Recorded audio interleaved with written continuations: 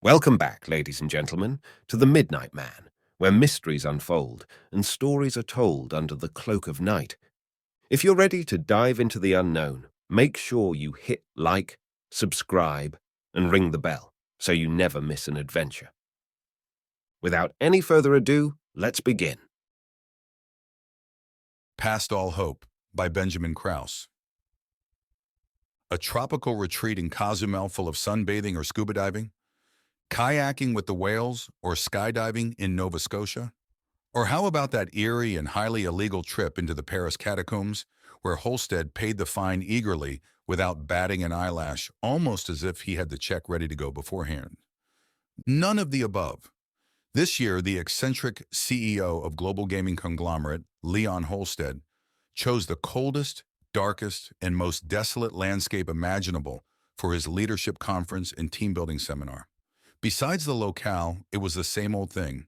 Two teams guided by Holstead with a series of lectures and dumb tasks. The only reason people came were to get in good with the boss and see the sights that would be woefully lacking this year. As always, it was all expenses paid. But that didn't make Gretchen Knight feel any better about it. Nor, it seemed, did that seem to matter to those others forced to go on the outing to Alaska's Mount McKinley. McKinley was president just before Roosevelt. The good one, Harlan Ross, lectured to himself and those designated to Red Team, which consisted of Gretchen, Harlan, and 4 other poor fools. Blue Team had it easy, as they didn't have a know-it-all like Harlan to keep them company. He got shot by an anarchist. Good thing, too, or we wouldn't have had old Teddy. You know, they should have named that mountain after Teddy or William Seward. After all, it was Seward that bought. For the love of God! Gretchen sighed as she laced her climbing boots, already longing for her high heels back in the hotel room. Just stop already. No one cares. The less you talk, the quicker these 3 days will go.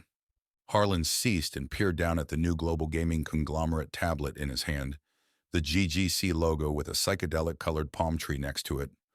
Do you all think we'll have Wi-Fi signals up there? I heard this thing reaches pretty far, but this seems a little extreme. Aren't you in the programming division? Gretchen hoisted a large red pack onto her back. That should be a question you'd be able to answer yourself. I do games, not whatever this is. Harlan turned the tablet over several times. With any luck, Leon Holstead interrupted them, that will run out of juice before the end of the second day. Come on, Harlan, it's all part of the team-building experience. Put the technology away and embrace your natural instincts. Put trust in your fellow man. Harlan and Gretchen sized each other up in silent disgust. Now hurry, everyone, Holstead urged both the red and blue teams. Sunrise is only a few minutes away, and we will only have about 5.5 hours of it. Sounds like poor planning, Gretchen mumbled a little too loudly than she intended for the benefit of a fellow female director from Milwaukee. After several years of these annual get-togethers, Gretchen still couldn't remember her name. To Gretchen, it didn't matter. Milwaukee probably didn't remember her name either, and regardless, both of them got along fairly well. Nothing of the sort, Holstead corrected. Perfectly timed for the winter solstice.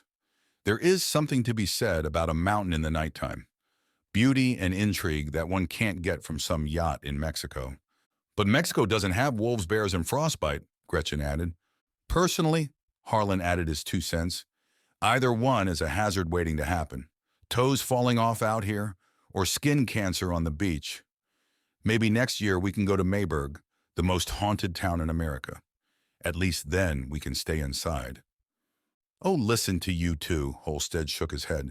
Sure, this isn't going to be the same as past years, but let that be your team's first lesson. It is all a matter of perspective.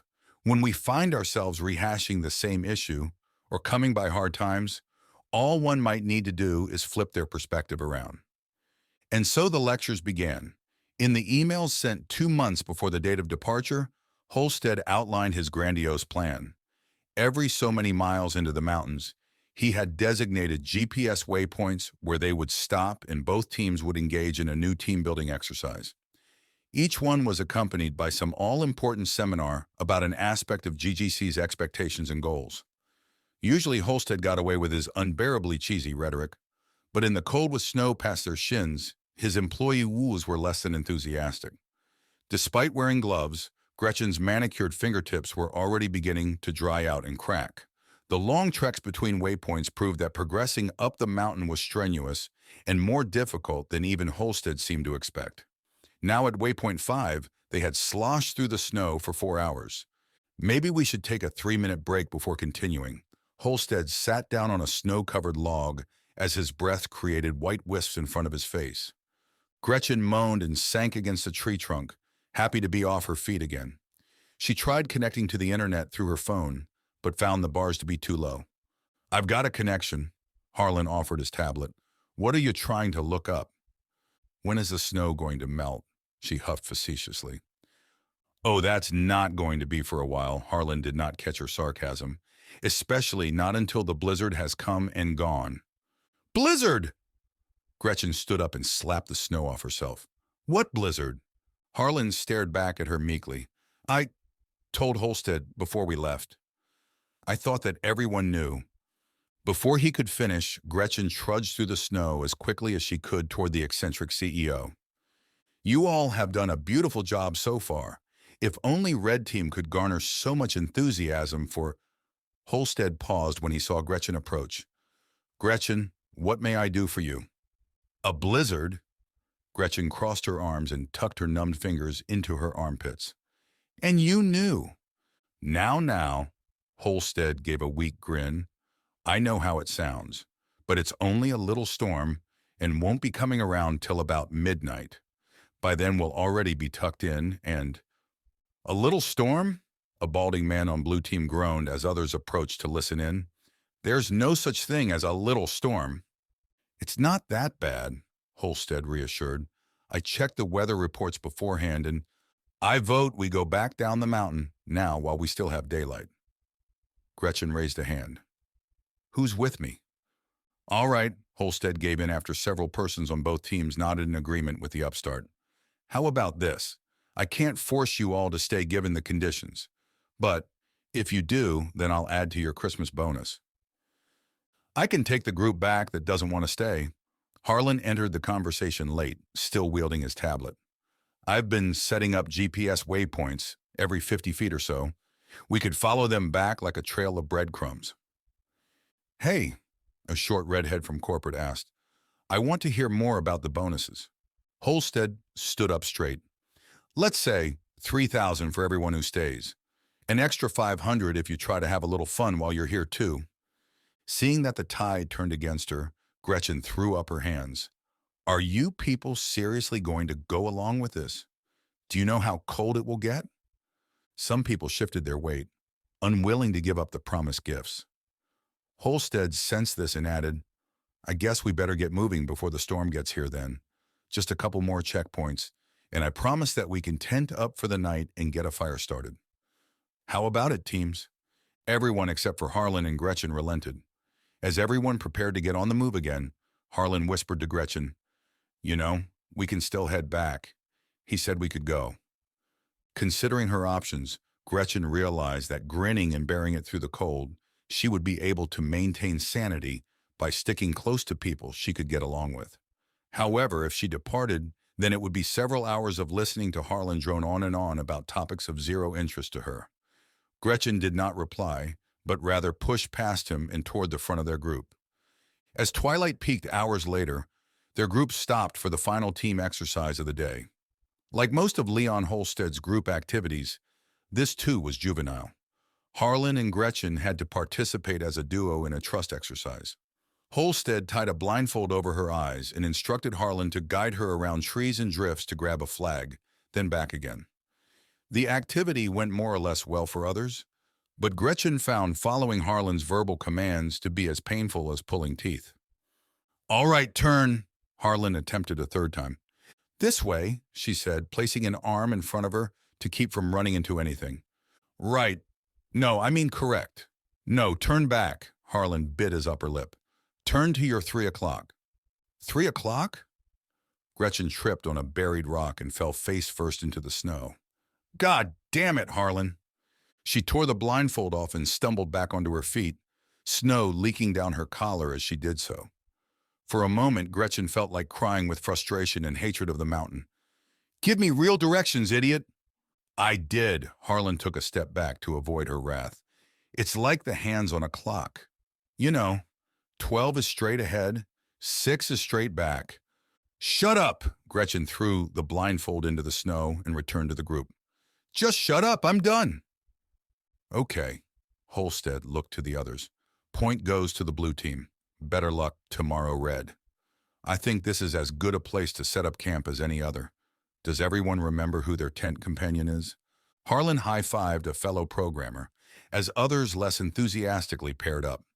To Gretchen's pleasure, she got the director from Milwaukee. So Gretchen, have you ever set one of these up? The theory that Milwaukee might not remember her name got thrown out the window. Too long ago to matter, Gretchen replied. Tab A into slot B? Something like that. Milwaukee shrugged and took her pack off with Gretchen. As her bunkmate took out the camping gear, Gretchen noticed a lace snowflake pinned just below Milwaukee's collar. Is that standard issue now? Gretchen gestured at the addition to Milwaukee's garment. Ha ha, no, Milwaukee tapped the snowflake. My niece made that, told me to wear it when I was playing in the snow. Little kids in their innocence, right? Yeah, right. Gretchen let the conversation drop. Kids were not and would never be a subject matter she found worth pursuing in conversation. Both continued their banter as they took out the tent and camping materials, each woman longing to be wrapped up in a warm blanket again far away from here. After several minutes of struggling with a red nose and chilled fingers to boot, Gretchen was no closer to achieving her dream of warmth. She looked over her shoulder at the others and found Harlan and his companion already zipping up their completed 10 and jabbering about a new virtual reality game design. Can you believe those two? Gretchen grumbled to Milwaukee. How can they pretend that this isn't one of the most miserable things they've ever done? It helps when you have ADD, Milwaukee stomped a stake into the snow, nearly knocking herself off balance. Is everyone done yet? Holstead called out from where he'd started a campfire. If you are, come gather round for a quick presentation, then we'll delve into another part of good old-fashioned Americana. Milwaukee and Gretchen eyed their haphazardly constructed tent and shrugged. Fire meant warmth.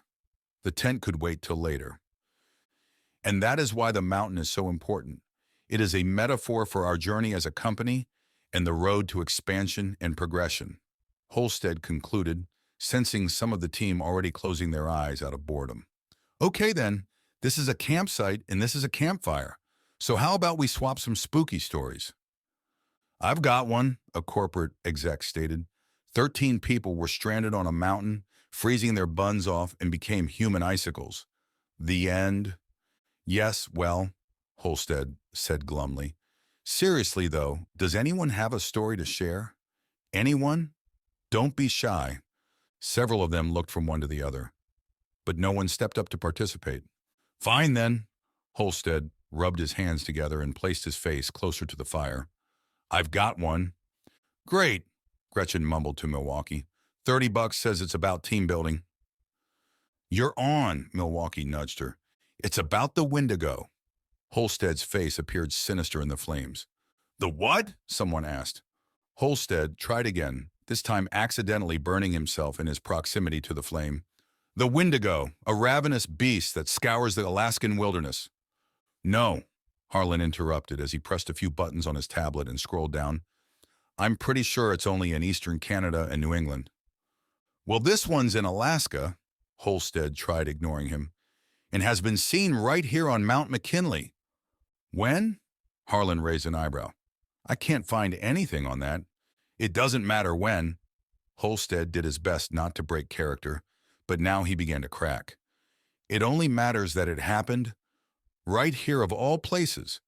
It doesn't matter? Harlan repeated. Of course it matters. How am I supposed to verify the story if I don't have the details? You're not supposed to verify it, Harlan. Holstead sighed and tossed a stick into the fire. The twig crackled and popped as his voice took on a more exacerbated tone. Spooky stories aren't supposed to be true. They are supposed to be fun. Oh. Harlan put his tablet down, then whispered to the person on his right. How is something supposed to be fun if it isn't true? Moving on, Holstead ignored Harlan and proceeded uninterrupted. The Wendigo was once a man, a gold prospector, who got lost with his team up in the mountains. For weeks they tried shooting game or trying to find their way back to civilization, but to no avail. The storms were too thick, and the temperature was so cold that the triggers of their guns froze in place. All the men grew weak and weary with no food to comfort them. After a month, their skin pulled against their bones, causing them to look like haggard skeletons. Gretchen leaned against the trunk of a tree and closed her eyes, less than amused at Holstead's attempts to frighten them. An idea stirred in the prospector's mind. Holstead tried his best to look menacing in the flames, but for the most part failed. Not all of them were going to survive, he surmised, so it was only a matter of luring one away to fill his belly. So when the sun went down, the prospector led one of the men away from the others and down a ridge. He throttled the poor man and ate to his fill. A few days later, of still no game, the prospector led another away, again killing him in the night and eating him. It did not take long for the last two to see what was going on, but by then it was too late. "Idiots," Harlan whispered. "You know this story is contrived when the characters in it act like buffoons." Holstead continued. One by one, the prospector picked all their bones clean. Shortly thereafter, the snow began to thaw and the stream started to trickle. Birds and small animals returned, but the prospector could not stomach the taste of any of them. One day he looked into a newly melting stream and saw his reflection for the first time. What once was a man was now a misshapen creature with glowing yellow eyes, razor-like fingernails, and skin so taut that it looked like dried leather. Native Americans gave him a name, the Wendigo. "You mean a Wendigo?" Harlan prodded the campfire's flames with a stick. "I mean, there isn't just one. Like I said before, it's an old legend from out east, some dumb pioneer tale to warn against cannibalizing." And there goes the punchline. Thanks again, Harlan. Holstead shook his head, then recomposed himself for the real conclusion to his story. And the Wendigo has eaten lost campers ever since. "I don't get it," Harlan interjected. "He was just a mortal, right? Why is he still living?" "I don't know. Magic?" Holstead shrugged. "It's just a story, Harlan. I made it up. It was just a campfire story. You know, for fun." "Oh, forget it. All right, everybody. I guess you all want to get some sleep." Holstead hung his head and flicked some snow into the fire.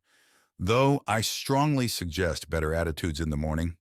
This trip could be a lot of fun if you just give it a chance." Later that night, curled up in her sleeping bag, Gretchen dreamt of a continental breakfast in a hotel whose heater was turned all the way up. It comforted her to know that the trip was almost half over, and then it was back home again. A part of her wanted to feel sorry for Holstead, but at the same time, it was him who made these bad plans to begin with. Wind whipped through the pine trees as the blizzard picked up in speed. More than a few times, Gretchen heard a branch snap and come tumbling to the ground far off. In their tent, she and Milwaukee were shielded from most of the wind's icy cold blasts. Despite the howling of wind, sleep wasn't impossible to attain. Boom! Milwaukee and Gretchen sat bolt upright at the sound, like an explosion. Through the howls of the wind, a rumbling sound approached. The closer the rumbles got, the more their tents shook violently from side to side. "What is that?" Milwaukee's face drained of all color. "I don't know." Gretchen listened intently as campers unzipped their tents and walked out. Tree limbs snapped near them. A pained shout rang out after a branch plummeted downward. "Oh, God," someone said.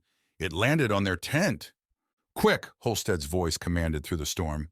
"Someone help me get this off of them." "Should we go and help them?" Milwaukee asked, crawling over to their own zipped door. Gretchen latched onto Milwaukee's wrist to keep her in place. "No, it's too dangerous." The rumbling grew louder, and now came with the distinctive sound of cracking timber. A scream uncleared their minds fully. "Avalanche!" Milwaukee's eyes widened and looked to Gretchen, but before any words could be said, their tent's roof yerfed inward. Everything happened so quickly that it was all a blur to Gretchen. One minute, Milwaukee returned the clutch Gretchen had on her wrist, and the next both of them were crushed by several hundred pounds of snow. Before the avalanche struck them, Several screams had begun, but were all abruptly cut off in one fell swoop. In a confusing blur, Gretchen and Milwaukee were swept up and tumbled head over foot in the ripping vinyl of their tent. Their bodies twisted and rolled, but yet their hands remained latched tightly together. Cracks and snaps, both near and far, joined in the rumbling of the avalanche, and Gretchen felt a spike of pain jam through her left arm. Though the pain ripped through Gretchen's body, their hands remained locked. In one of the violent rolls, the tent ripped apart completely. A heavy mass of snow and ice swarmed around them, cutting off their screams. Their descent down the slope slowed, but not until one more quick jerk that put Milwaukee just below Gretchen. Finally, the movement of the avalanche ceased, and the two women were left in iced-over silence. Snow covered Gretchen completely, compacting tightly about her body.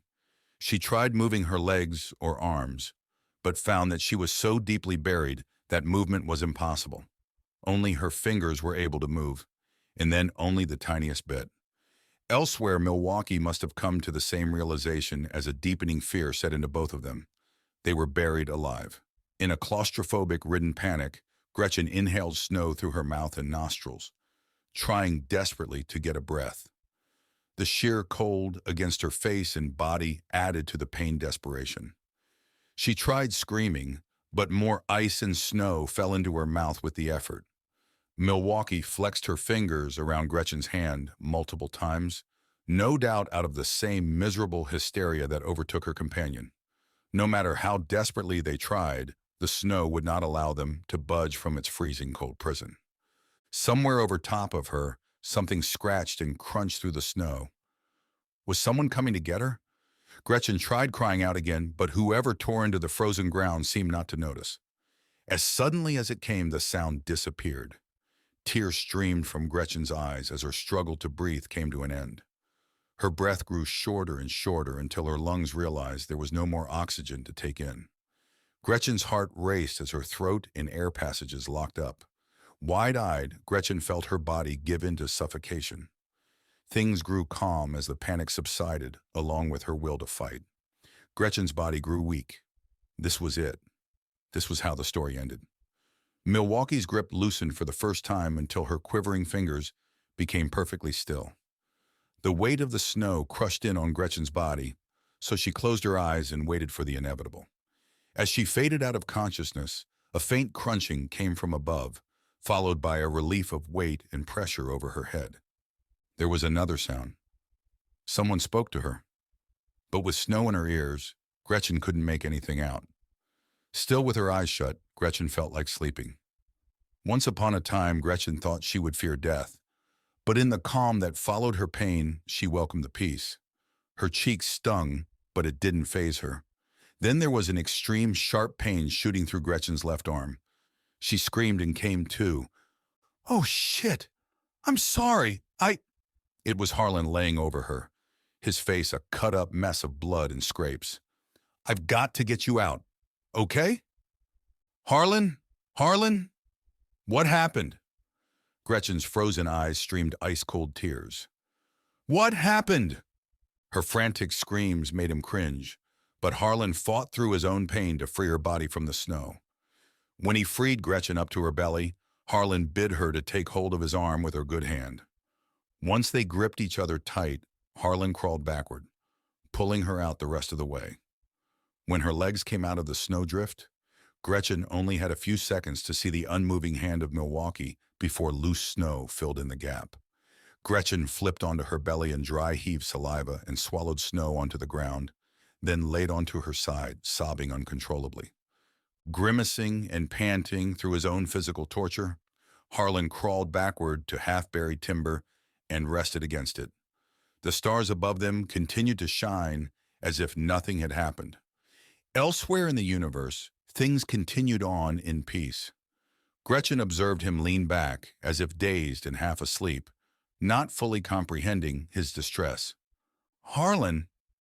Gretchen still shook with fear and despair, but was beginning to regain herself. "Where is everyone else?" "I don't know. The avalanche knocked me out, but I assume somebody else made it." Harlan pointed behind her to a human-sized depression in the snowfield, where someone appeared to have dug themselves out. A shallow set of footprints led away from the hole and into the forest. I hope they're going to get help. Gretchen considered the footprints. How? How did you know where I was? Pieces of a tent shone through. I just dug in hoping to find someone, he admitted. Gretchen cast her eyes to the ground. Thank you. You saved me. Harlan ignored the sentiment. I almost didn't have enough energy to do that. Working under adrenaline, I guess. The snow inside her sleeves and clothes caused Gretchen to tremble, but she fought through it.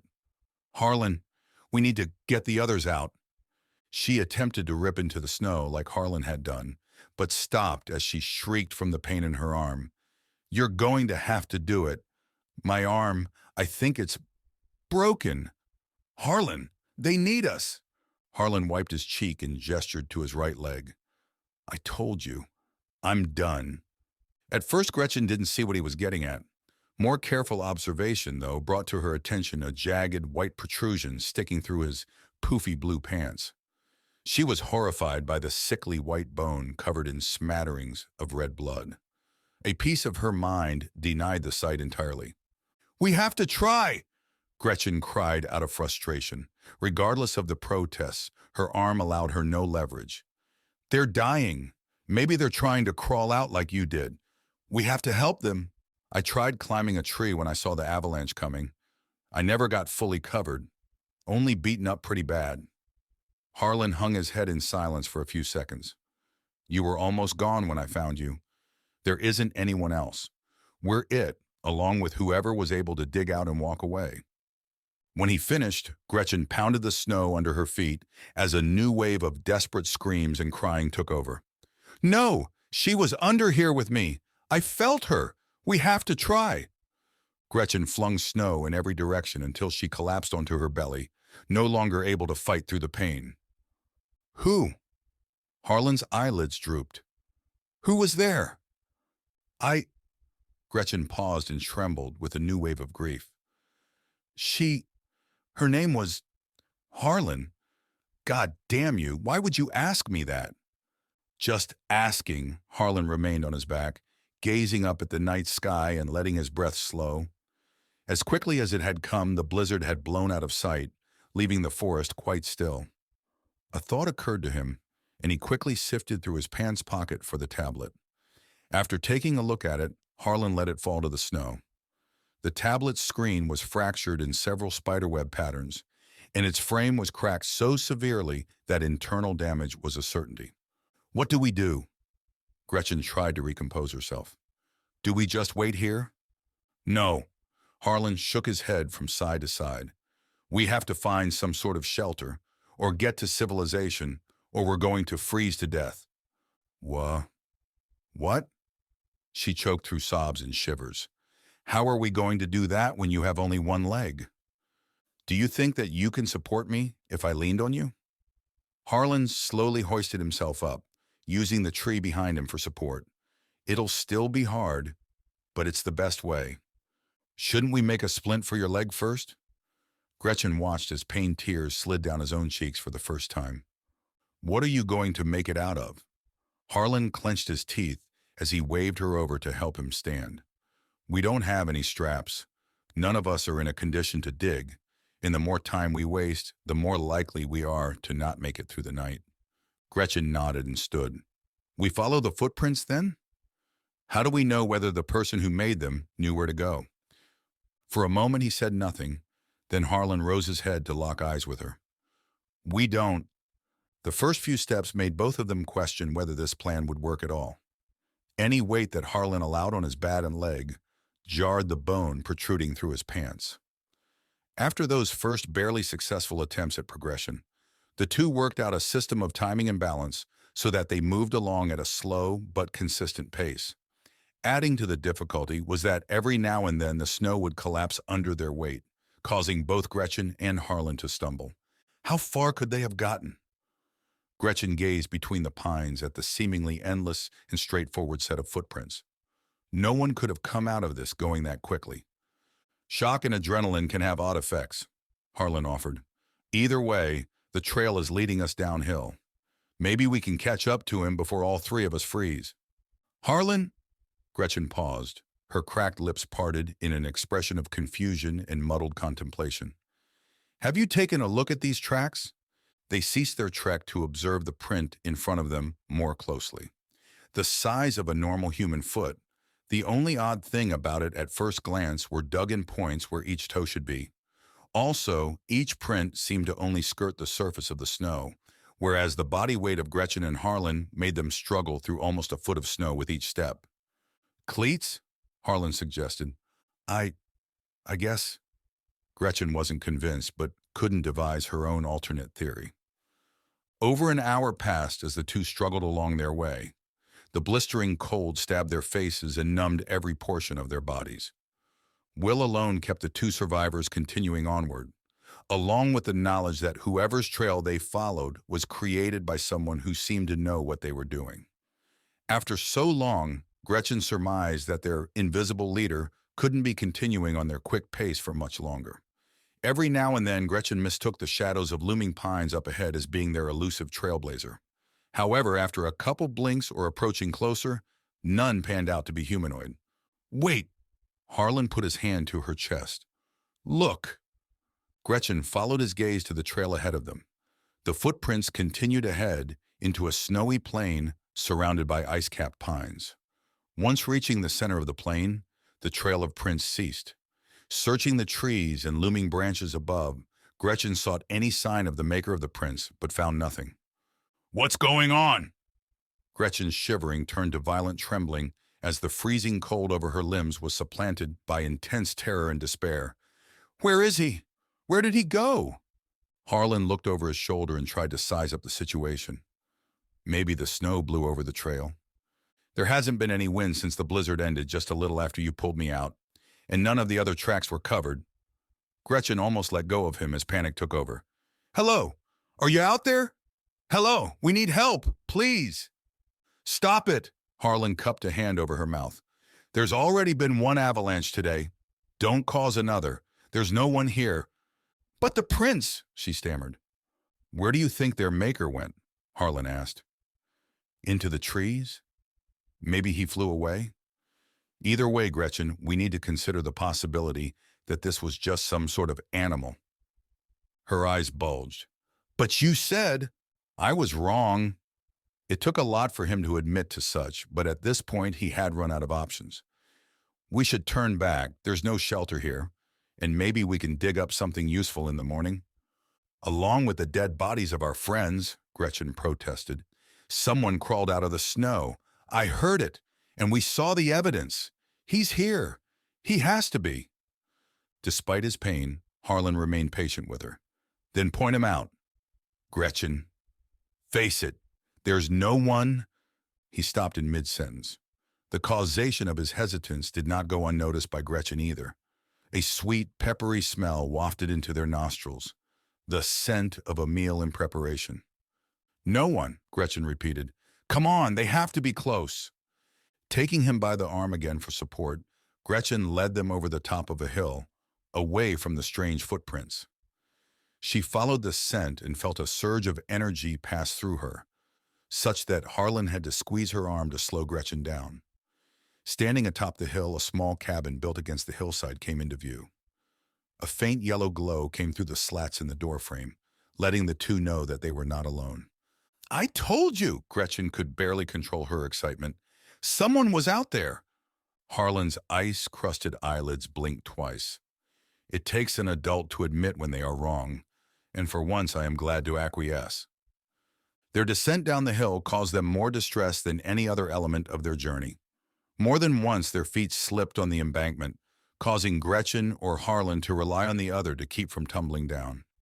It proved nigh impossible for Harlan to not bear some weight on his bad leg, and with every instance writhed with pain.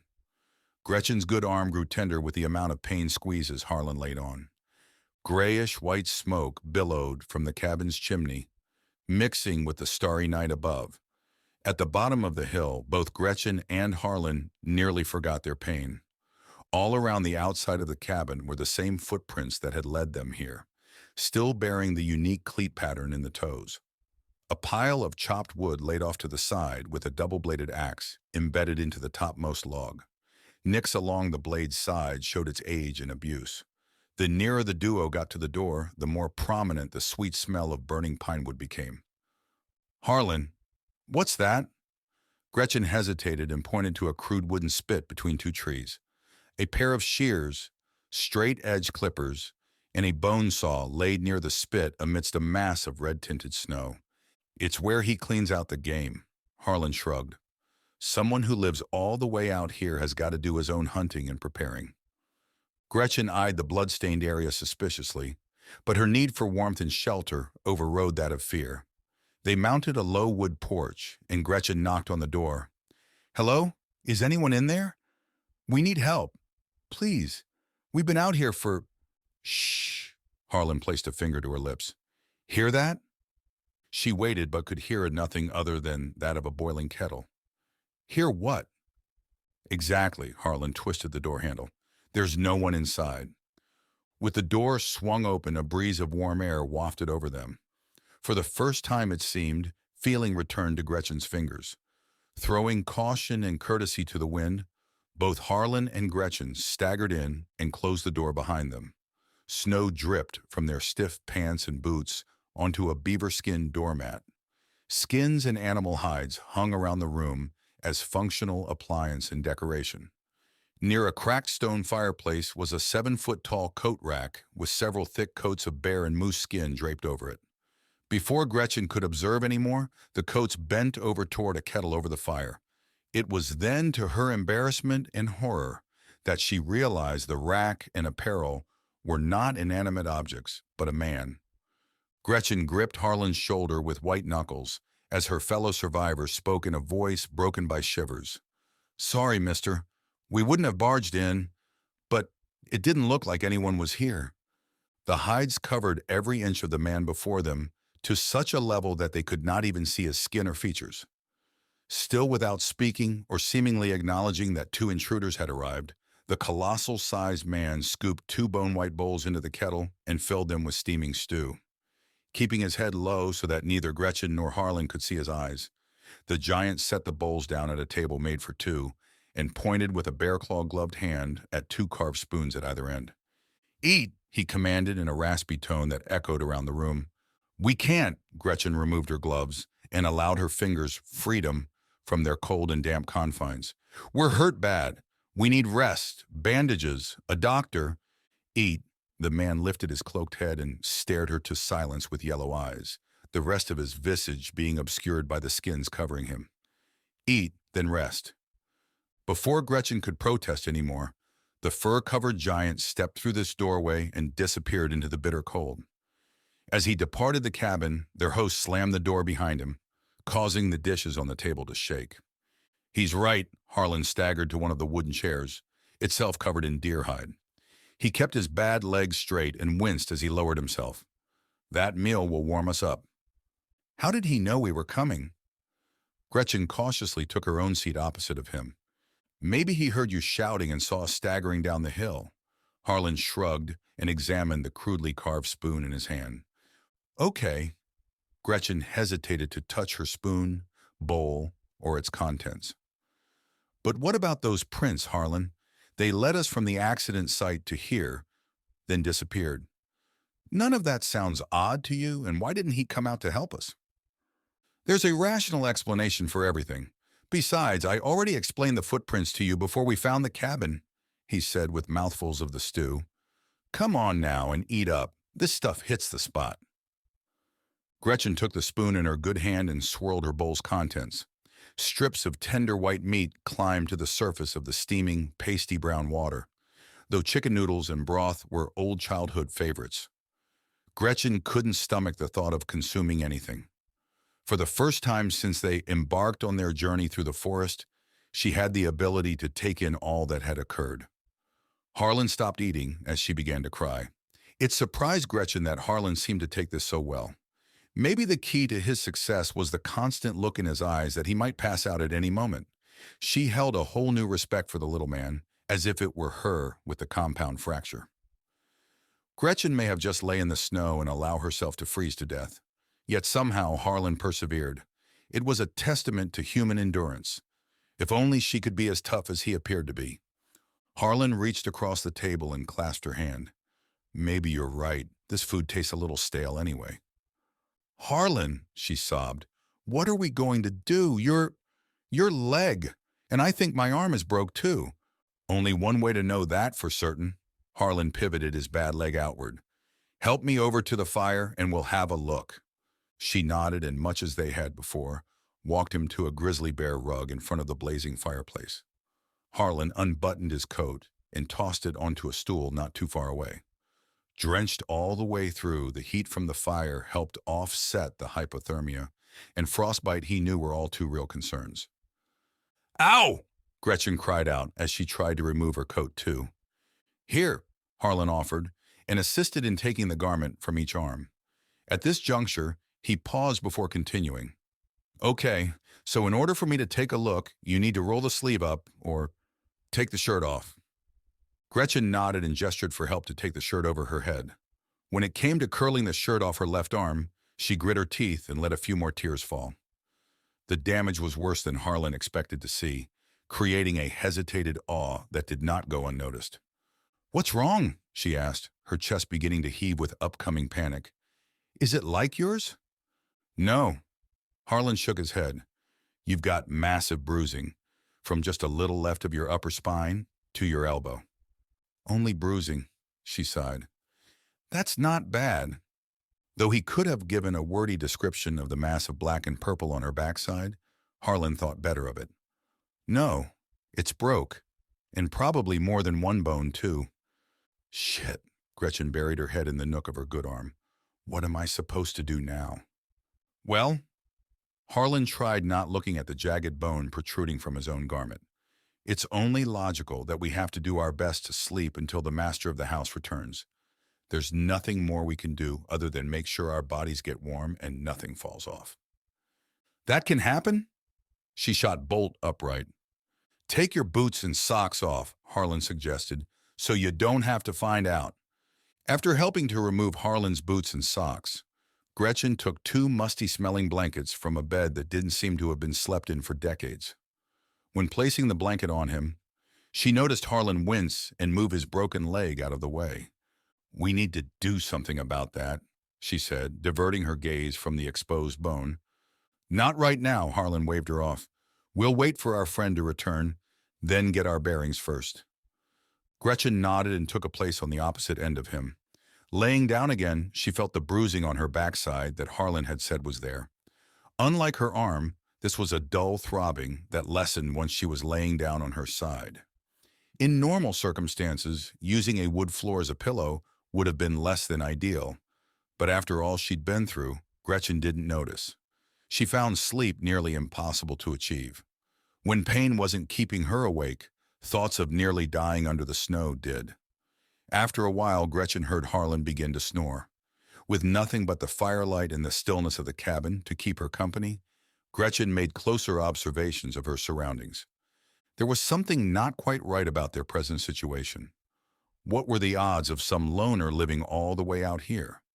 Then there were the tracks which led from their demolished campsite to here. What had the owner of the cabin been digging up? And if he knew that they were coming, then why didn't he help them to the cabin in the first place? Then there was the question of where he'd gone just after they arrived. None of it made any sense. Adding to her sense of discomfort was the dawning realization that almost everything in the house was made out of some sort of animal part. It was like lying in a one-room house of horrors from another century. Or was it a house at all? With no windows, the cabin seemed more to be a wooden prison. The cabin itself looked barely lived in, with cobwebs and dust covering nearly every surface. Straining her head around just a little, Gretchen caught sight of a door they hadn't seen before. Even though it faced the hill from whence they came, she did not recall having seen an entrance to the building from that side. Before she could examine it further, Gretchen heard the front door creak open. Panic-stricken, Gretchen closed her eyes and pretended to sleep as the owner of the property entered. Even with her ear pressed to the floor, she could not hear the heavy footfalls that must have been there. It wasn't until she felt hot breath on her hairline that she realized the fur-covered entity had bent over just beside her. With every exertion of effort, Gretchen kept her breathing normal and continued to pretend. The straining worked, and she felt the breath disappear. Unable to tell where their host was now, Gretchen continued to keep her eyelids shut. Minutes later, pretending became reality, and she joined Harlan in sleep. "Gretchen, wake up!" A familiar voice prodded her foot. She bolted upright so quickly that Harlan thought something terrible were happening. Gretchen's lightning-like jolt jammed her broken arm into the brick of the fireplace, causing her to wince and tear up. Sunlight shone under the thin slat below the front door. She blinked several times and rubbed her eyes to see more clearly. What was that all about? Harlan gaped at her, owl-eyed. The fire burned bright with new logs added to it, a sign that their host must have come back in the wee hours of the morning. The unmistakable aroma of evergreen from the burning pinewood logs mixed with that of bacon still sizzling on a skillet, while Gretchen considered how to answer. She thought back to the strange occurrence a few hours before. Nothing. Still riled up from yesterday, I guess. He nodded his understanding. It could have been worse. There's this true story about a rugby team that were in a plane crash on a mountain. They had to eat their dead friends to stay alive until they were rescued. Gretchen covered her mouth and held back another retch. Why would you mention that right now? What's wrong with you? Sorry, Harlan shrugged. I just hope that our friend will make a reappearance so that we can get our bearings. About that, Gretchen began, but then noticed the food cooking in the fireplace in front of them. Did you do that? Harlan shook his head. Our mystery host has cooked and disappeared again. Best not let it get too burned though, right? If this is going to be anything like last night, he won't be here in time to stop it from burning. Have at it then. Gretchen crawled out from under her blanket and retrieved both of their coats. I couldn't stomach anything yet, even if I wanted to. She placed the coats near the fireplace to dry them, then took the skillet out of the fire and laid it next to Harlan. The savory scent of the bacon didn't seem quite right to her. Like the cabin, there was something that just didn't sit well with her about the whole thing. Did you stop to consider where a hillbilly gets his bacon from when there are no farms or grocery stores around here? Gretchen asked, as Harlan peeled a strip off the skillet and tore into it. You could be ingesting squirrel? Then it's the best squirrel I've ever had, he winked. Seriously, you're missing out. Tastes kind of like the normal thing. Briefly reconsidering, Gretchen leaned over and almost lifted a piece off. The red and white lines of the strip waved in between her fingers, with a tail of fat at its bottom. Grease in the slimy texture made her recoil, and dropped the strip down as she dry-retched. Not a big carnivore, I take it? Harlan asked as she staggered away, wiping her hand off on her pants. No, it's not that. Gretchen struggled to find the words to describe her feelings, but couldn't. It must be the situation. She reclined in a wicker chair near the fire. As Harlan ate, Gretchen reconsidered the door she noticed the night before.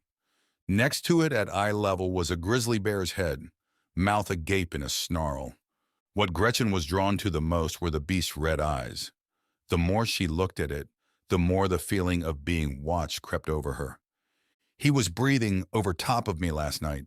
The words blurted out of Gretchen's mouth before she could stop herself. Harlan licked his fingers and furrowed his brow. What do you mean? After you went to sleep, Gretchen began, wary that those noiseless footsteps may be standing on the other side of either door listening in. He came in and knelt over me. It was so creepy. I could feel his breath. It was hot. That's insane. You were by the fire, that's all. Though the reasoning made sense, he could tell that Gretchen wasn't moved by it. Probably heard him come over and warm himself up. It's his right, his house and all. But that's just it. Gretchen caught herself going into hysterics.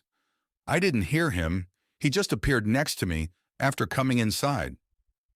Okay, Harlan acquiesced just a little. Let's say that's what happened. Listen to his speech. He's got to be a little slow, combine that with isolation, and you have the perfect storm of social awkwardness. That's not it, she protested. What do you want me to say about your illogical deductions? Harlan threw his arms up in the air. He's a ghost, so let's go aimlessly gallivanting around the woods. Not to mention that neither of us are in the shape to do that. If we hadn't found this house, then we'd both be dead right now. She paced in front of him. Who's to say we won't be still? Now that's a tad extreme. Harlan crossed his arms and leaned back. The man opened his home up to us. If he'd wanted to kill us, why not do it right as we walked in or while we slept? You need to get a hold of yourself. Their conversation was interrupted by a thwack from outside, followed by several more in rhythmic succession. Gretchen peered outside to get a glimpse of their fur-clad host. Working by the gore-covered spit, the owner of the house used a hatchet to cut away slabs of meat around the ribcage of a skinned animal. The creature's head and limbs were nowhere to be seen, but guts and entrails spilled on the ground told that the cleaning had happened recently. Another thwack from the hatchet flecked blood onto their host's fur-covered arm. Though Gretchen was sure that she hadn't made much noise coming outside, nevertheless, the yellow-eyed giant swung around after his latest thrust and stared at her. An awkward silence followed in which Gretchen and their host stared each other down. His yellow eyes scanned every inch of her, looking for something that Gretchen couldn't understand. "Friend. Hurt," he grunted. "Yes, friend is hurt." At first Gretchen had thought he was growling at her, but she understood enough of the noise coming from his mouth to answer. "Friend is hurt bad. Inside, fix later." The response came in a guttural drawl. "Well, we've been in there for a while and we're hoping to find out." "Inside," he repeated with another thwack to the carcass, this time cracking through a rib. Once behind the closed door again, Harlan noticed all the color drain from Gretchen's face. "What's going on out there?" "It looks like he's cutting up some sort of creature on that spit," she shook her head. "I don't like it. He's so strange. I don't feel safe here, Harlan. We need to go." Harlan raised an eyebrow. "We need to go because you don't like him serving Bambi for dinner? Maybe it's like Holstead said. You just need to change your perspective." "Don't." Gretchen held out a hand to stop him. "Just don't. It's too soon." He downcast his eyes. "He's probably a hermit. Yeah, maybe he's not quite right in the head, but at least he's providing for us until we can get back on our feet." "You're too trusting," she added. "At this juncture, we don't have a choice." Harlan shrugged. "It's kind of like the Kobayashi Maru. Either choice you make isn't a good one, so you just need to go along for the ride and roll with the punches." "I'm not even going to pretend to know what you just said." Gretchen rolled her eyes, then pointed at the door next to the snarling bear head. "We should find out what he has behind that." "Why?" Harlan cautioned. "Haven't you heard what happened to the cat? Besides, isn't there a fairy tale about that? Bluebeard or something?" "Yeah," Gretchen affirmed, "and Bluebeard was killing people too." "You're being irrational." Harlan laid his bad leg on a chair. "If you're so concerned about it, why don't you open it?" "I suppose I will." She looked quickly at the light coming from under the front door, but didn't see any shadows present. "Don't let the brooms fall out on top of you, though if they do, take out the Nimbus 2000 for me." Harlan chuckled. "Seriously, though, I'm sure a recluse like him wouldn't want a stranger snooping around his personal things, so make it quick." She had already begun her approach before Harlan completed his sentence. Silent warning signals flashed through her mind as Gretchen neared the door. Were they set off by the red marble eyes of the mounted bearhead, or the memory of the two beady pupils of the cabin's owner? Whatever the reason, an icy chill crawled down her spine as Gretchen's hand touched the handle. "Forget it. Just turn around and let Harlan laugh at you." "Go on, then," Harlan supplemented the voice in her head. "Show us all the terrible, horrible things the man keeps in his closet." Gretchen gulped and decided to ignore the warning sensations. Her fingers tightened around the doorknob and twisted. "All that build-up for a locked door." Harlan shook his head. "You could always ask him for the key next." "No, I can't." Gretchen prodded the center of the knob with her fingers. "There isn't anywhere to put a key." "Put your back into it then," Harlan continued to jeer. Clutching the handle, Gretchen thrust the full force of her body weight against the door. Still nothing happened. She slammed against it several more times, but to no avail. "It's locked, Harlan." Gretchen ceased her work as her left arm and shoulder began to ache with the effort. "It's locked from the other side." Harlan shrugged. "Admit it, You aren't exactly in your peak amount of strength. Besides, how could it be locked from the other side if that is the only way in? I, I don't know, she began to say, but stopped in mid-thought. A smoky, burning smell overcame the both of them. Oh my, cooking again already? I can't wait. If he keeps it up, I'll never want to leave. Well, that is if it weren't for the lack of technology and civilization. Harlan clutched his stomach as it rumbled. He reached out a hand to stop Gretchen as she passed by toward the front door. Come on, quit bothering the guy, Gretchen. She pulled out of his grasp and flung open the front door, immediately spotting the large fire begun under the spit. What Gretchen saw put panic into her. On the top of the pile of wood, being used for kindling, was a blue winter coat. Barely visible through the flames were the letters GGC, with her corporation's multicolored palm tree logo emblazoned on the coat's breast pocket. Even more eye-catching was the lace snowflake pinned below the collar. Stumbling down the porch, Gretchen plowed into the snow, forgetting that she wore nothing to cover her bare feet. She waded through the foot-high drifts toward the bloody spit, the large blaze underneath cooking the skinned ribs over top. Gretchen fell onto her belly as her heel slipped over a buried log. A sharp pain shot through her left side, but she fought forward, reaching a hand out into the flames for the coat. A heavy hand gripped her wrist and dragged Gretchen backward, away from the flames. "No!" she cried out. "No! Let go of me!" Gretchen kicked at the leather boots of the yellow-eyed stranger as she writhed like a fish on a hook. Finally, her wrist slipped free of his grasp, but cut against something sharp as it pulled away. Ignoring the short burst of pain, Gretchen lunged out again for Milwaukee's coat, this time to be held back by her collar. "Why are you doing this?" she screamed. "Why are you burning her things?" "Gretchen!" Harlan had painfully hobbled to the front door. "What's going on?" Her assailant's hands held her firm as the coat blackened and turned to ash. Despite the freezing cold, Gretchen felt trickles of warmth slide down the sleeve that initially broke free of him. Red drips painted the snow from claw-like wounds on her wrist. "He's burning her coat!" Gretchen fell limp in his arms, no longer struggling. "He's been back to our site and is burning our things." "What's the meaning of this?" Harlan hopped out, squinting against the blinding white of the snowdrifts. The remnants of the coat could just barely be seen. "Where'd you get that?" The big man rolled Gretchen out of his lap and waded to the pile of cut logs. With his beady yellow eyes glaring at Harlan, he twisted the two-sided axe out of a log and pointed a finger at Harlan's jutting out bone. "Hurt. Need help." "No," Harlan took a stand.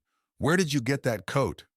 In just a few quick strides, the yellow-eyed giant was within inches of Harlan. Gretchen watched Harlan twist his head away from the man's scorching hot breath that she felt the night before. She also recalled the putrid smell that followed that warmth. "We fix, now." Before Harlan could protest, one fur-covered arm lifted him up and over the giant's shoulder. Gretchen gaped in horror as both Harlan and the stranger disappeared into the house, followed by a thud and a pained shriek. She staggered to her feet and waded through the snow toward the cabin. With her feet numb from the cold, Gretchen tripped upon entering, but caught herself on the doorframe. The giant had thrown Harlan against the wall, causing the thud she heard from outside.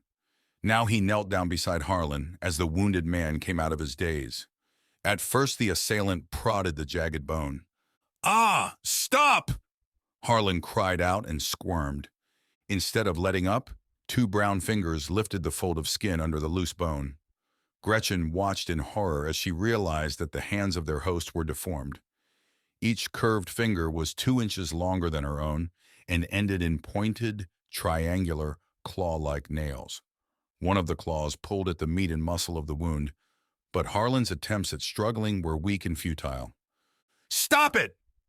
Gretchen rushed the man and tore at the furs covering his head and neck. "You're hurting him, you son of a—" Just as she grappled onto his clothing, the giant gave her a backhanded swing. The force of his smack sent her reeling onto the cabin's one table and rolled her over top of it to the floor. She landed on her broken arm, forcing an involuntary scream. The furs she gripped had come with her, now leaving him exposed. Yellow eyes bore into her as the beast stood up. His head was bald with dry skin clutching at his skull. Each ear tapered upward to a curved point following the roundness of his head. But most striking were the sunken eyes and two gaping slits where a nose used to be. Gretchen's eyes grew wide and she let out an ear-piercing scream. "Leave her alone!" Harlan wheezed. "You ugly piece of—" The beast turned from Gretchen in a quick, fluid-like gesture as something whizzed through the air over its head. A loud, squishy thwack cut through the room. For a moment, Harlan's lips curled and tried to form words as his jaw quivered. Both bulging eyes were still glued to the beast in the fur clothes. Slowly, Harlan's gaze traced down the shoulders of the beast, to its arms, to its hands, and then to a wooden handle clutched between them. From her position on the opposite side of the room, Gretchen couldn't see what had happened, only Harlan's reaction as his eyes widened in silent terror. "I can't feel my—" Harlan ceased speaking and emitted a horrified series of prolonged shrieks. Wincing against the sound, Gretchen covered her ears helplessly. The beast reached down to where the axe blade was embedded and lifted up Harlan's boot. When the rest of his detached leg came with the boot, Gretchen's eyes rolled back into her head and she passed out. When Gretchen came to, she couldn't tell how much time had elapsed. No more sunlight came from under the door, but in this part of the country, that could have meant as much as 2 hours or 6 had come and gone. Harlan still laid against the same wall as before, but now with his head slumped to the side, apparently also having collapsed into unconsciousness. Gretchen tried moving her arms, but found that her wrists were tied behind her backside. A throbbing ache from her broken arm caused the onset of a migraine, compounded by the fact that she could do nothing to stop it. Oddly, though, her legs were unbound, allowing Gretchen some mobility. Set on the table was a plate stacked with cooked ribs. A light brown gel, probably honey, was lathered over them. Gretchen's stomach rumbled at the thought of food, but with the pain from her arm and shoulder, she couldn't will herself to an appetite. Gazing about the room, Gretchen came by a sight that almost made her faint again: a bare, severed leg roasting over the fire. Gretchen pulled and twisted at her restraints, but couldn't remove them. "Harlan! Harlan! Wake up! Please wake up!" Slowly, Harlan stirred. His face was deathly pale, and it was clear he was still in a state of shock. "Thank God!" Gretchen sighed upon realizing he was alive. "I thought you were dead." "I don't think you're far off," Harlan mumbled in pain and looked down at the floor. Gretchen bent down to look underneath the table and nearly cried out. Blood from his wound pooled over the floor and underneath Harlan's resting body. "How much blood have you lost?" Gretchen turned away to regain herself. "Too much." Harlan breathed deeply and leaned back against the wall. "I'm so tired." "No," she chastised, keeping her voice low in case the creature was around. "Don't you dare, damn it. Keep talking to me, Harlan. Don't you dare leave me here alone." He opened his mouth to reply when the front door swung open. The beast still hadn't recovered its head covering, leaving visible those features, the scared and repulsed Gretchen. Its yellow eyes scanned the both of them. Then he proceeded to the table and took one of the honeyed ribs from the plate.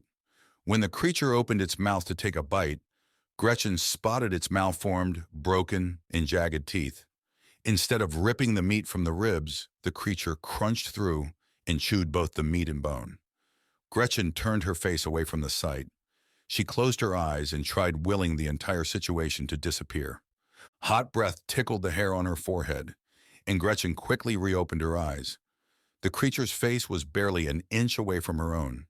She opened her mouth to scream, but closed it again when the beast raised one of the honey-coated ribs to her lips. "Eat!" The noseless creature pinched Gretchen's arm. "Grow big!" Gretchen twisted away from its horrid face. The beast cackled in a raspy, crackling bellow, then skidded across the floor toward Harlan. For the first time, Gretchen paid attention to its light, tiger-like footfalls. The silence and fluidity of its movement was astonishing for a creature of its size. Still crouched over, the beast held the meat to Harlan too. Harlan pursed his lips and struggled as the pointed-eared creature tried forcing the rib into his mouth. Again, the monster howled with laughter and departed. As the creature turned its back toward them on its way to the fireplace, Gretchen twisted her wrists still stuck in their bindings. Her broken arm sent sharp pain signals throughout that side of her body, but Gretchen had no choice but to persevere. Rubbing her wrists along the splintery sides of the log wall behind her, Gretchen felt the bonds begin to release. All the while, she kept an eye on the beast at the fire. Using its claws, the creature checked the condition of the roasting leg.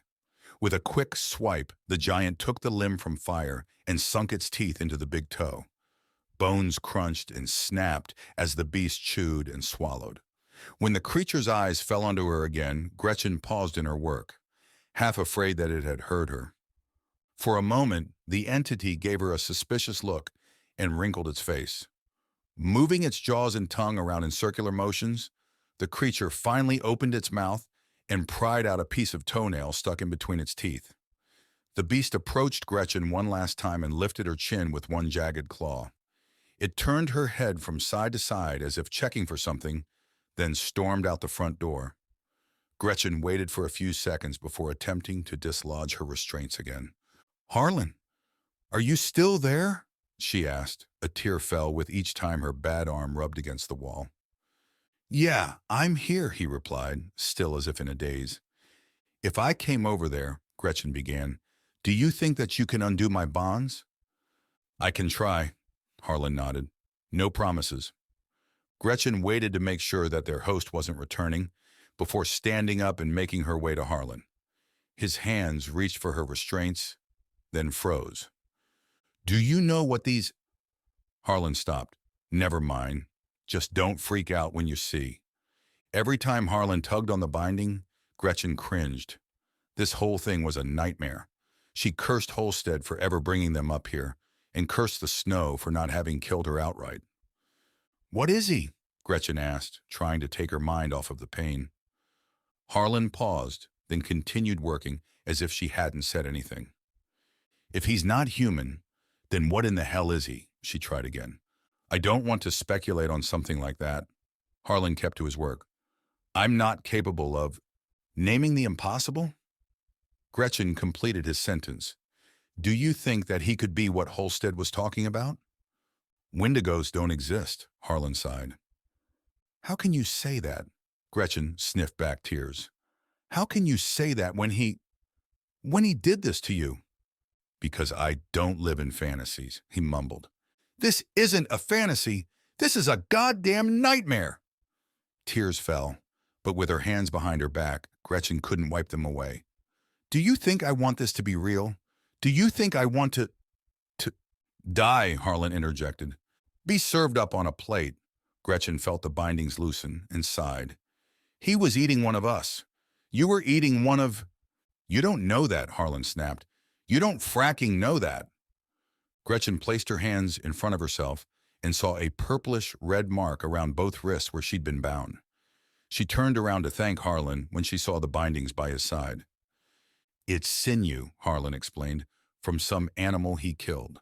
"How do you know it was an animal?" Gretchen shuddered. "You don't know that." He glared at her. "And you don't know that it wasn't. How is it that you can still be a skeptic?" She knelt by him and motioned to the leg that was no more. "You saw him cooking you." "Don't you understand?" Harlan screamed himself to tears. "If this is a cannibal like you say, then I did it too. Damn it, Gretchen, stop talking about it." It was then she realized that Harlan wasn't meaning to imply that she was in the fantasy world, but that he was. The little man was pleading with her not to break his delusion. A self-protecting mechanism? Perhaps it was the only way for Harlan to maintain his sanity as he followed the white rabbit even deeper into hell. After his outburst, Harlan laid his head back and closed his eyes, seemingly to shut out the whole world around him. "I'll get us out of here," Gretchen whispered. "I promise." Against her better judgment, Gretchen let him sleep. There were no weapons in the room or anything that she could break apart to make a worthy offense. Whatever weapon she came up with would need to deal a quick and strong first blow, or else the strength and ferocity the beast used on her before would turn on her again. A beast? Gretchen considered the description and found it wanting. The more she thought about their captor, the more one word kept flashing through her mind. Wendigo. Irrational? Maybe. But where Harlan couldn't fathom it, the belief kept Gretchen going. It gave her a foundation to stand on, something that made the situation less confusing. The only area not searched was the cabin's mystery door. Gretchen tried its handle, only to find it still locked from the other side. She turned to Harlan again, who remained still with his eyes closed. For the first time, another thought crossed her mind. She could run. Yes, that meant leaving Harlan behind, but maybe she might make it to civilization before freezing to death. It was a shot in the dark, but might work. What about the Wendigo? Snow left trails, and the Wendigo already proved that it could traverse the frozen fields with ease. Leaving would only hasten her demise. No. If she and Harlan were to survive, the Wendigo had to be defeated.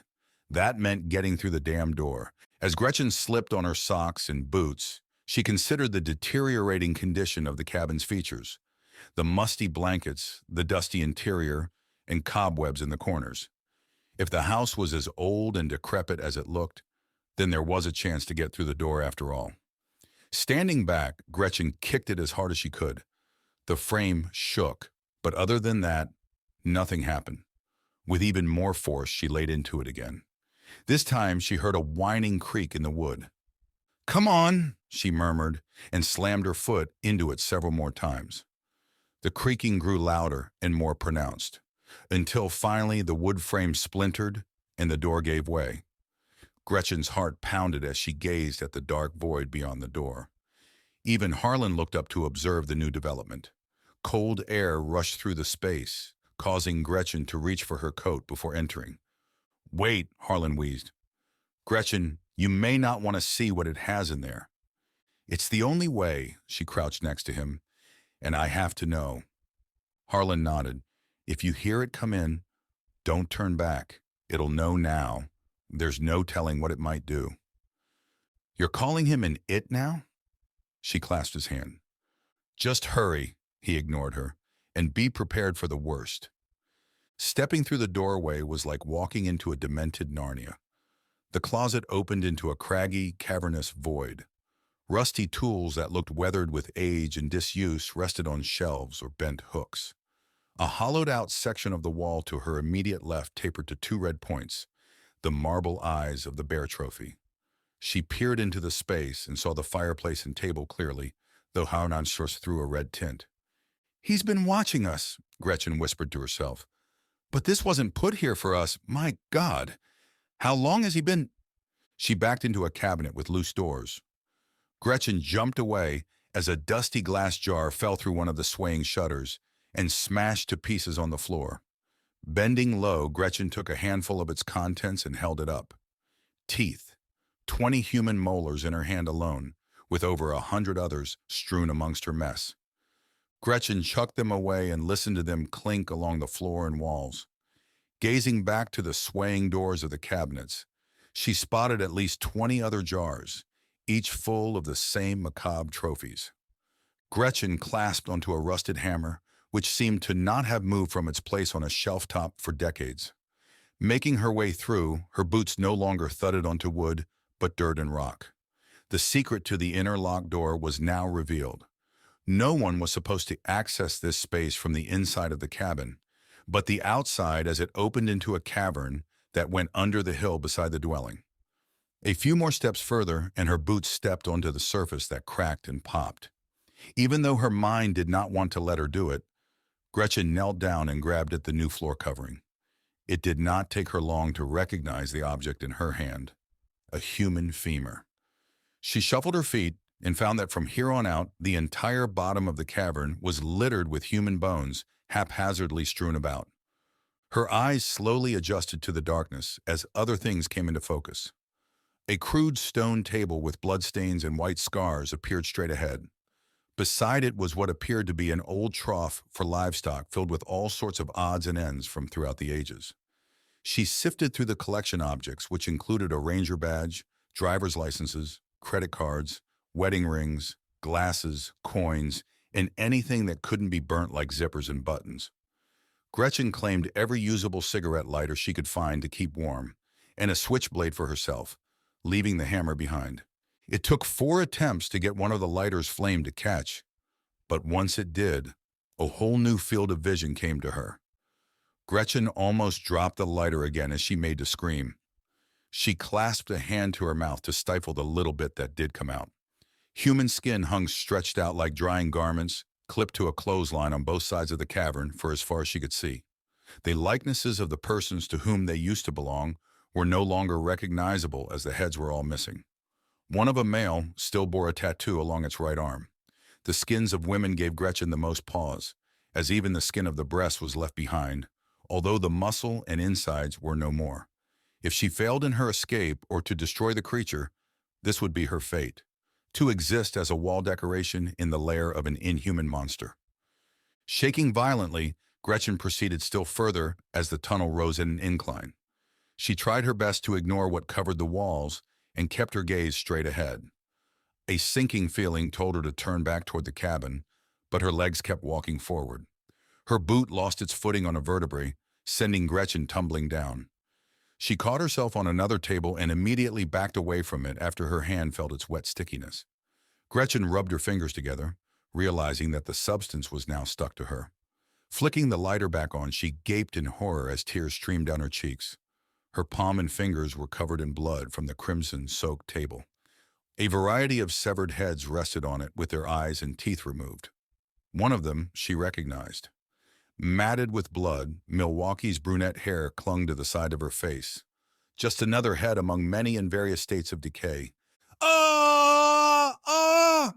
The shriek was unmistakably Harlan's, Gretchen's warning that the beast, the Wendigo, had returned. Her heart raced and panic flooded her body. Upon entering, the creature would realize that she had departed down its lair of the macabre. What would happen then? Would the beast immediately rip her open and feast then and there? Or would it sever off one of her legs to keep her a while, like Harlan? She had to think fast, or the alternatives would certainly end here, hanging in the cave. Despite the light-footed steps of the Wendigo, the scattered teeth and broken glass at the entrance to the tunnel betrayed its approach. Gretchen only had a few seconds now before it would see her. She looked around for a place to hide, but the only area immediately around her was the gore-covered table of severed heads. Gretchen got down on her hands and knees and scooped herself under the fixture, keeping a lookout through a small crack on the poorly constructed table's paneled left side. Approaching from the darkness, two small yellow orbs appeared. Seemingly unattached to anything, the orbs floated in midair until the black outline of a body came into view. Gretchen pulled away from the crack, fearing that the Wendigo's glowing yellow eyes had seen her. Instead, the Wendigo appeared to be following the sound of Gretchen's rapid thumping heart pounding inside her chest. Gretchen covered her nose to hush her breathing and tried to take calm and collected breaths to still the panic setting in. "He hasn't found me yet," Gretchen said within the confines of her mind. "Just remember, he hasn't found me yet." The Wendigo approached within inches of her hiding place and halted. From under the table, Gretchen could see that the beast no longer wore its leather boots, and instead walked upon its bare feet. What Harlan and Gretchen once foolishly mistook for cleats were curved daggers on each malformed and twisted toe. Even the rest of the beast's feet were mutated, with the foot being a slim sliver in the minutest form of its human equivalent, and a thin heel just above a pronounced ball for an ankle. The beast turned toward the table and sniffed the air in snorting noises. Gretchen heard one clawed hand remove one of the heads from the table, followed by another snorted sniff. "Oh my God!" The voice in Gretchen's mind quivered. "He smells me!"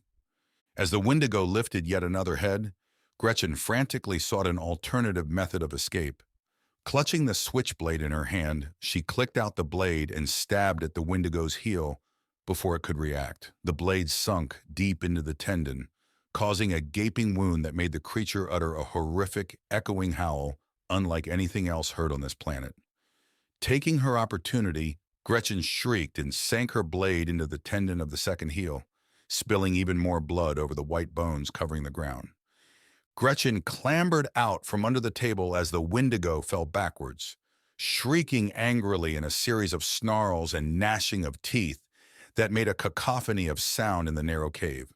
With the beast blocking her retreat back to the cabin, Gretchen had nothing to do but run forward blindly. The cigarette lighters jingled together in her pockets as she sprinted with her hands out to keep from running headfirst into a wall. Finally, with the Wendigo's pained howls behind her, Gretchen came around a bend leading to a scene of sparkling snow and ice. Without looking back, Gretchen dashed toward the cave opening and halted to catch her breath. Gazing about her, Gretchen recognized the clearing that had led she and Harlan to the Wendigo's dwelling.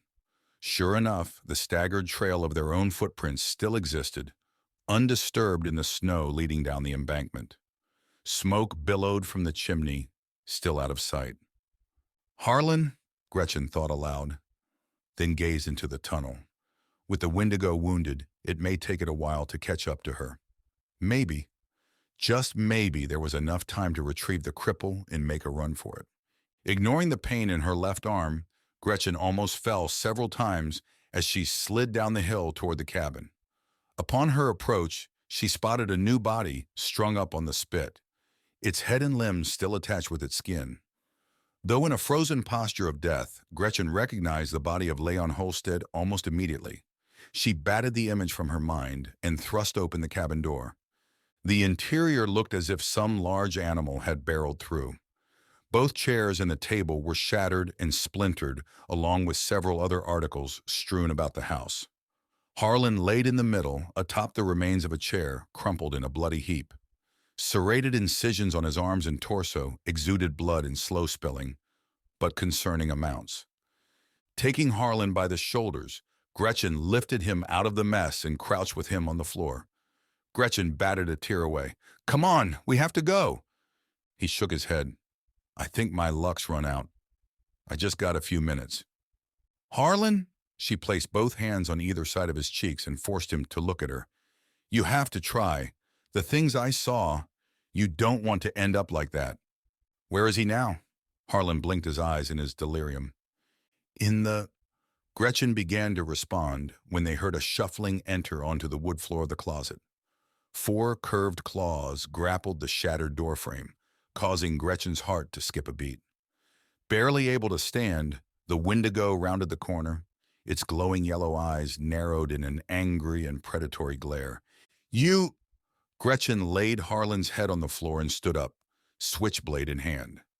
"You monster!" The Wendigo grinned and cackled, baring its jagged and broken teeth. As the beast took another 2 steps out of the shadows, Gretchen saw the double-bladed axe it used for support.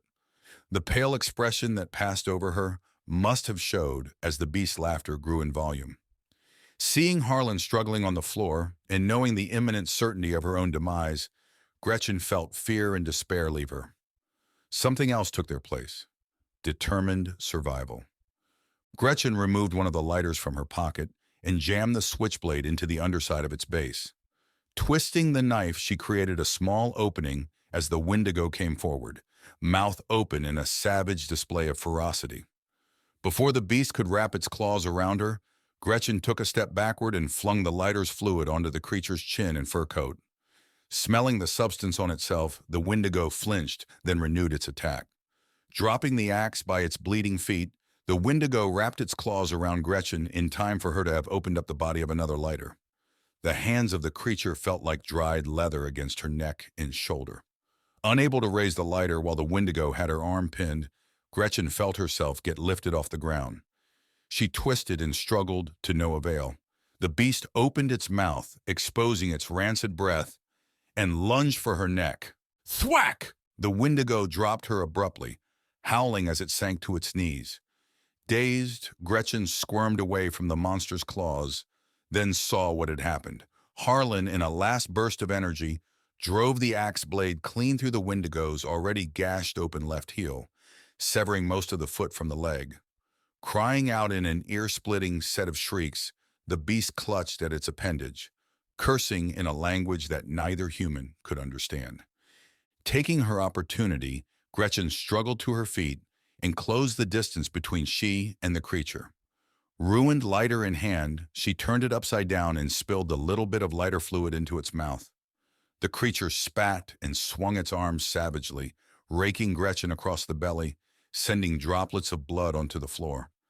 Clutching the fresh wound, she removed a Zippo lighter and flicked on an orange flame.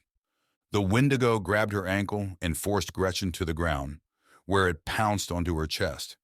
Taking her by the neck, the Wendigo applied pressure, drawing blood and letting the red goo seep between its claws. "How about—" Gretchen gagged and choked.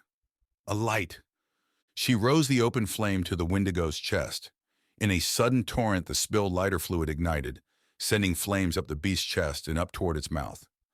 Gretchen felt her hair singe as the flames sparked an inferno along the Wendigo's lips and inside of its mouth. With its grip on her released, Gretchen rolled away. Quickly, she took the musty blanket once used to cover herself by the fireplace and threw it on top of the writhing creature. Almost on cue, the covering combusted into flame, engulfing the creature entirely. The Wendigo somehow managed to stand, grabbing at its burning garments, but unable to tear the thick fur off. In blind fury, Gretchen grabbed a broken table leg and slammed it into the Wendigo's side, sending it tumbling into the fireplace. Taking the switchblade, Gretchen released the fluid in the remaining lighters and splashed their contents upon the cabin's floor and walls. "Harlan!" she shouted above the horrid cries of the beast. "Wake up! We have to go!" Still not stirring, Gretchen took him by the arms and dragged him away from the thrashing flames. A sickly smell of charring flesh came with black smoke that issued from the Wendigo's frantically convulsing body. Dragging Harlan's body quickly away before a stray flame licked his leg, Gretchen looked up and saw the eyes of the Wendigo glaring back at her. No longer yellow, the pupils were an uncanny black. Along with the blackening long ears pasted to the creature's scalp, the beast looked like a demon climbing its way out of hell.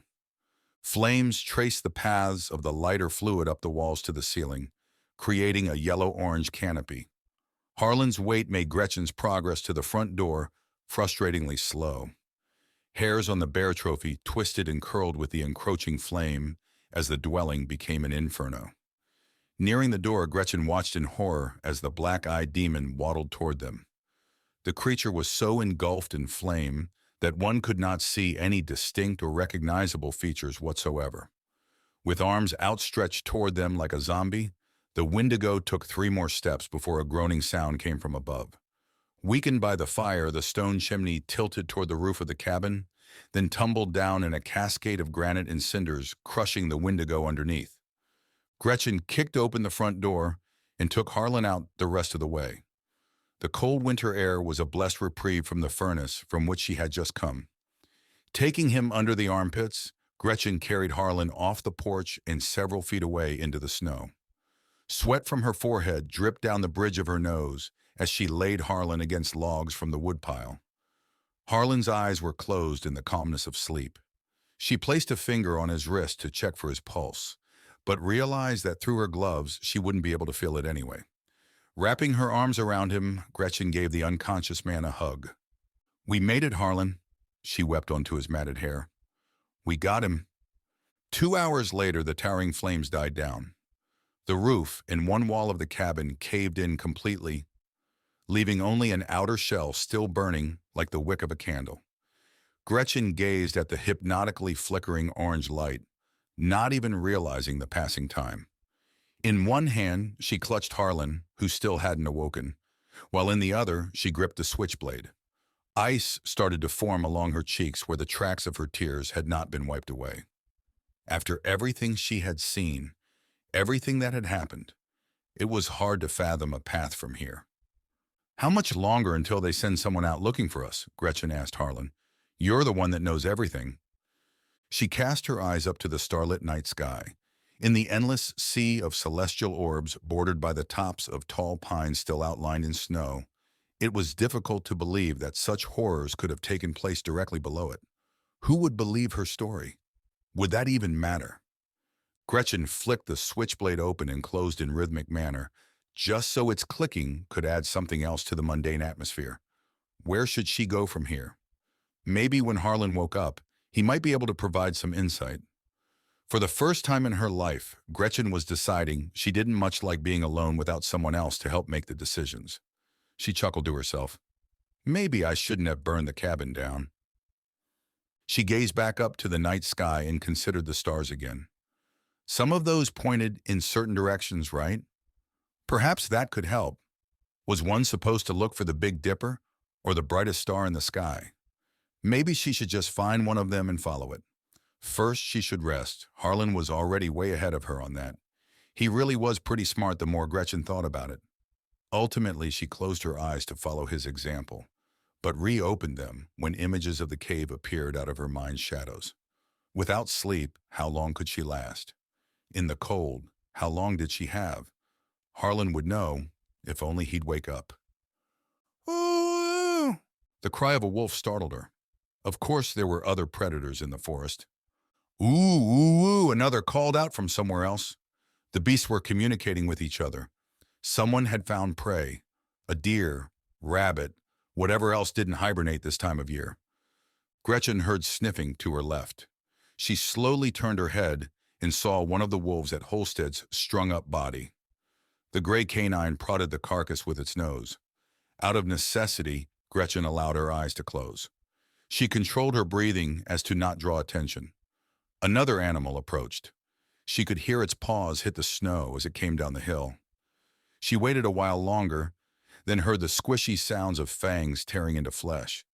In silence, Gretchen's bottom lip trembled as more tears flowed from her closed eyelids. The sounds of tearing meat filled the night air.